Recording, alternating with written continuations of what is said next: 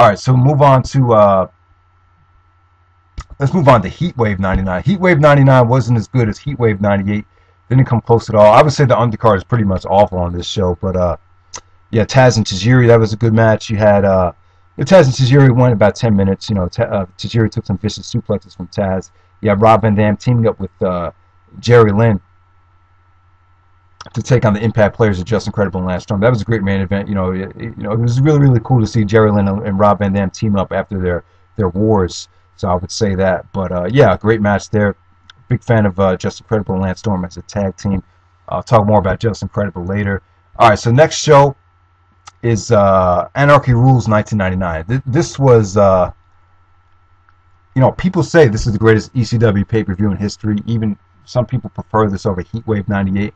And I would agree from top to bottom. There's just very little filler here. Everything was pretty good, but nothing was amazing, though. You know, for ECW to say that this is, you know, for people to say this is ECW's greatest show of all time, it's still, you know, it still feels like it's missing something. It's still not like it's still not an amazing show. I would say that it's just a great show with, you know, just very, very good stuff on it. So you had Lance Storm and Jerry Lynn. Opening match, you know, Lance Storm and Jerry Lynn had probably one of the best openers you'll ever see on a pay-per-view. This was great stuff. I really, really enjoyed it. You could argue that this is a 4-star match. My problem with the match is the finish, though.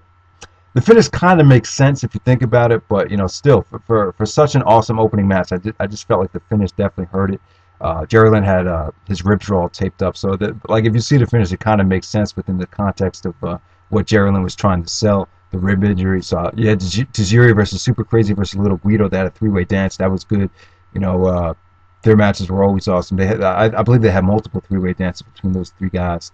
And then you had Mike Awesome actually defeated Tazz for the ECW Championship, a 3-way dance with Tazz, Awesome, and Tanaka.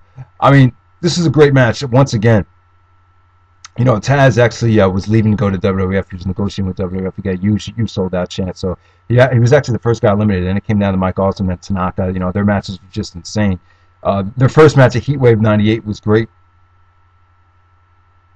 But you know, this wasn't the best stuff that they've done together. But still, you know, Mike Awesome actually won the championship there. And then you have Rob Van Dam and Balls Mahoney in the main event. You know, I'm not sure if you can really say that this is one of ECW's greatest matches, but Balls Mahoney could definitely go. You know, him and Van Dam surprisingly just had a 4-star match. I thought this was great. You know, Van Dam did some sick dives into the crowd. You know, Balls Mahoney hung with him every step of the way. So that was a great match right there. All right, so next up, let's move on to November to Remember 1999. This is underrated. This is a great show. I really feel like there's a lot of good stuff on this show. You know, Jerry Lynn versus Tajiri versus Super Crazy, the 3-way dance. That was awesome. I mean, I've seen that match before on compilations, but yeah, that was great stuff. You know, the stuff between Lynn and Tajiri at the end was just insane. You know, there was some sick spots in the match as well. Yeah, Rob Van Dam and Tazz on this show, first time ever. Kind of disappointing. You would expect a lot more. Still good stuff though. You know, Van Dam actually went over Tazz to retain the ECW championship, but you know, you would have assumed that ECW would have booked this a little bit sooner, but Van Dam was really becoming a main event player as Tazz was leaving, so I guess maybe that's why they kind of rushed it at the end. But you know, the great thing about the show is Mike Awesome versus Masato Tanaka. You could argue this is the greatest ECW match of all time. They went about 12 minutes, very, very hard, and these 2 guys just killed each other in the match. It was a lot of like stiff chair shots to the head, a lot of no selling, German suplex, no selling. Mike Awesome suicidal dive into the crowd. I mean, their matches were just insane. They had so much chemistry. And if you've seen their ECW One Night Stand 2005 match, you know, this is probably better than that. This is the match to check out. The ending is awesome with the power bomb from the top rope. All right, so all right, next show I want to talk about is Hardcore. I'm sorry, not Hardcore Heaven. Let's go on to Guilty as Charged of 2000. Now, Guilty as Charged of 2000. You know, you had Rob Van Dam and Sabu. They had a 15-minute match. You know, both guys pretty much hated each other, but you know, Bill Alfonso was in the middle of it, and Bill Alfonso actually took a vicious Van Daminator from Rob Van Dam here, which was good. It was a good match, but like, this is one of the better matches that they've had, but a little bit too short. But I can see why some people overlook it, and you don't hear a lot about it, but it's still a great match. I believe a lot of people will consider their match from WrestlePalooza '98 as their best match ever, which I have not seen. I have not seen that match yet. Also on the show, you have Mike Awesome and Spike Dudley. Mike Awesome pretty much killed Spike Dudley in the main event. Very, very entertaining matchup. And yeah, I mean, it's a pretty good show. You had Tajiri Super Crazy teaming up to take on Guido and Jerry Lynn in a very, very good tag match right there. But it's pretty much it. That's Guilty as Charged of 2000. All right, next show. Let's move on to Hardcore Heaven 2000. Great show.